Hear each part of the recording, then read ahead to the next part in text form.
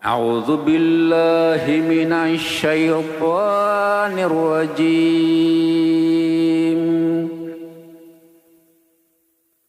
Bismillahirrahmanirrahim. Iqra bismi rabbikal ladzi khalaq. Khalaqal insana min 'alaq. Iqra rabbukal akram. Alladzi 'allama bil qalam. 'Allamal insana ma lam ya'lam. Sadaqallahul azim.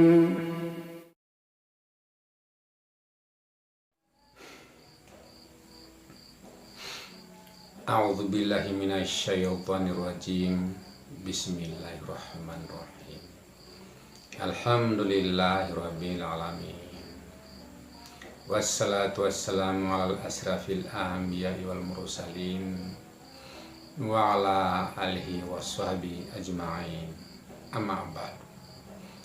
Assalamualaikum warahmatullahi wabarakatuh. Untuk kalbu kita, mari kita bacakan Al-Fatihah.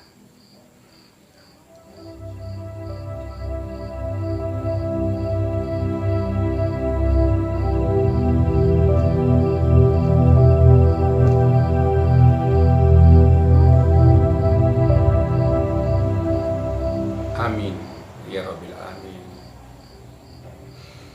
Saudara-saudaraku serta handai tolan yang dirahmati Allah dimanapun Anda berada, alhamdulillah atas izinnya kita dipertemukan lagi untuk membaca dan belajar memahami isi daripada kitabnya, yaitu Al-Quran yang mulia. Semoga Tuhan memberikan hidayahnya kepada kita semua agar kita dengan mudah memahaminya. Dan semoga saudara-saudara sekalian pada saat ini dalam kondisi sehat walafiat, sehat jasmani dan rohani. Amin. Dan pelajaran kita pada kesempatan ini, alhamdulillah, masih di surah Al-Fatihah, ayat Iyyaka na'budu wa iyyaka nasta'in, yang artinya hanya kepada Engkaulah kami menyembah dan hanya kepada Engkaulah kami mohon pertolongan. Ayat ini mengandung dua makna, yaitu soal menyembah dan soal memohon pertolongan. Dan kita diwajibkan membaca ayat ini atau menyatakan ayat ini 17 kali sehari semalam dalam sholat 5 waktu. Dan sebelum saya membahas sedikit makna daripada ayat ini, saya akan tunjukkan dulu satu ayat yang berkaitan dengan Iyyaka na'budu wa iyyaka nasta'in, yaitu surat Az-Zariyat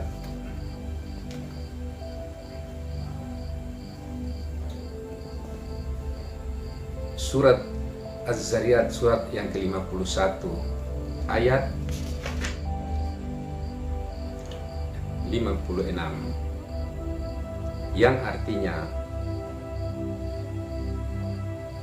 aku tidak menciptakan jin dan manusia melainkan agar mereka beribadah kepadaku. Ayat ini lumayan populer. Teks Arabnya, A'udzubillahi minasyaitonirrajim, Bismillahirrahmanirrahim. Wa ma khalaqtul jinna wal insa illa liya'budun. Shadaqallahul azim.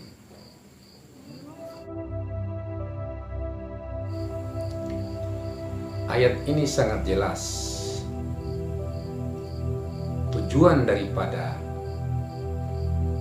Tuhan menciptakan manusia hanya untuk beribadah kepadanya, bukan yang lain.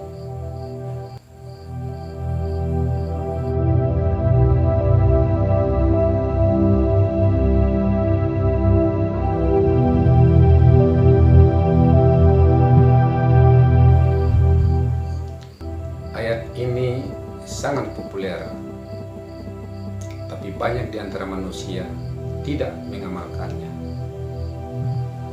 Karena pada kenyataannya manusia hanya mengejar pangkat dan jabatan dan suka mengumpulkan harta. Padahal tujuan Tuhan menciptakan manusia itu yaitu tadi, untuk beribadah kepadanya.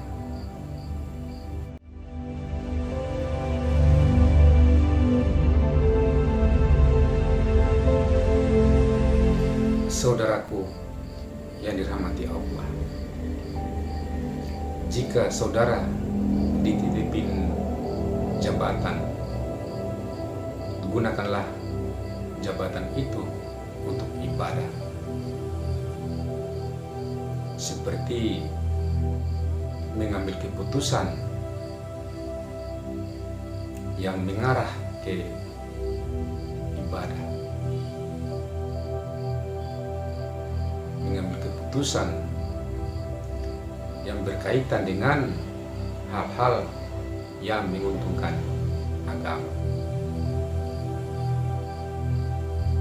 Dan jika saudara dititipin harta, gunakanlah harta itu untuk ibadah. Saudara, kalau ada orang sombong dengan pangkat dan jabatannya sekarang ini, itu sudah ketinggalan zaman. Karena Fir'aun sudah lebih dulu mendapatkan jabatan yang tinggi dan sombong. Saking sombongnya Fir'aun sampai-sampai mengaku Tuhan.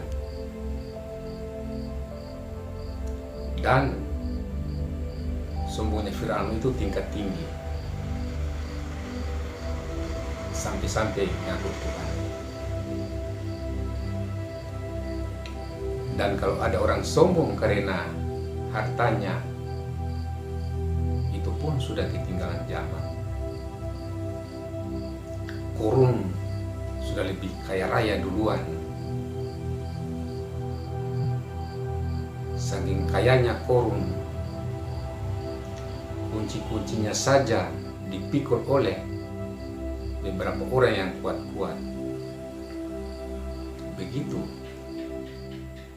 kata Allah di dalam Al-Quran tentang Korun. Namun pembahasan tentang Korun lebih lengkap insya Allah kalau pengajian kita sudah sampai di ayat itu.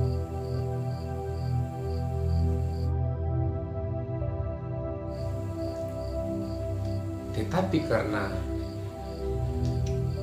titipan Tuhan itu tidak digunakan untuk ibadah, sehingga dua-duanya bernasib sama, yaitu ditenggelamkan. Korun ditenggelamkan di dalam bumi, sedangkan Fir'aun ditenggelamkan di laut.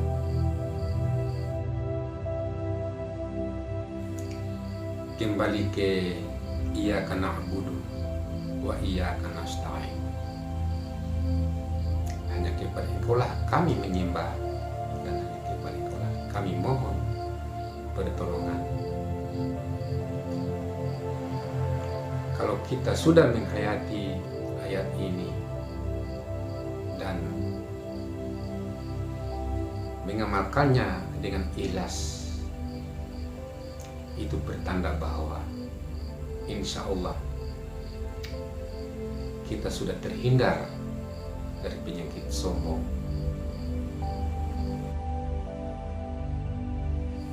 Sebab penyakit ini sangat berbahaya. Lihat iblis bertahun-tahun beribadah kepada Allah, bahkan ribuan tahun. Tetapi di saat diperintahkan untuk bersujud kepada Adam, dia menolak karena dia merasa lebih suci daripada Adam. Adam diciptakan dari tanah, sedangkan dia diciptakan dari api. Dia sombong, merasa dirinya lebih suci daripada Nabi Adam. Detik itu pun langsung dikafirkan oleh Allah Subhanahu wa Ta'ala.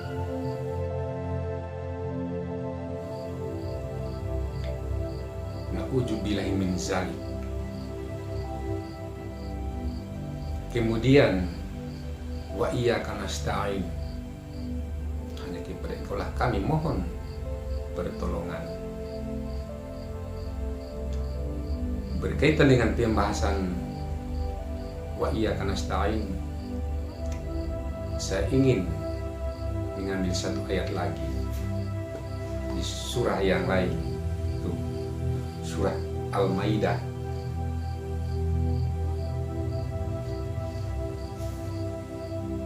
Surah Al-Maidah, surat yang kelima,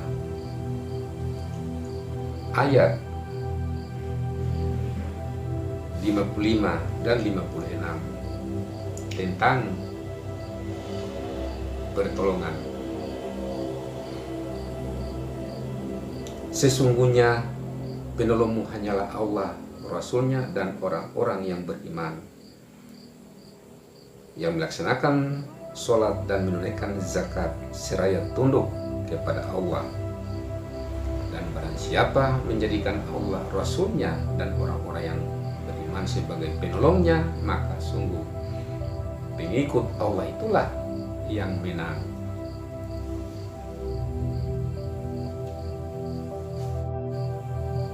Gabungan daripada beberapa ayat tadi, kita sudah dapat mengambil kesimpulan bahwa beribadah itu hanya kepada Allah, atau menyembah itu hanya kepada Allah, bukan yang lain. Kemudian meminta tolong. Meminta tolong itu hanya kepada Allah, Rasulnya, dan orang-orang yang beriman. Bagi yang sudah berilmu tinggi, minta tolong langsung kepada Allah tentang apa saja.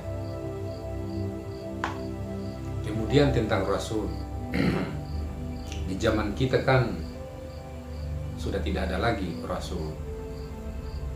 Allah masih kasih opsi ketiga, yaitu orang-orang yang beriman. Jika kita merasa susah tentang apa saja, ada orang-orang beriman untuk kita meminta tolong atau meminta bantuan mereka. Nah, kriteria orang beriman tadi sudah dijelaskan di surat Al-Maidah, yaitu orang-orang yang sholat dan orang-orang yang menunaikan zakat, bukan kedukun atau yang disebut masyarakat umum bahwa orang pintar itu. Jadi hati-hati saudara tentang meminta tolong, karena kita sudah membuat pernyataan iyyaka na'budu wa iyyaka nasta'in,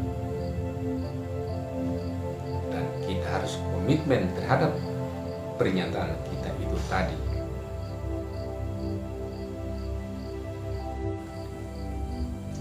Semoga dengan memahami dan menghayati ayat-ayat ini, kita semua termasuk saya akan tersadarkan bahwa diri ini lemah, diri ini membutuhkan Tuhan,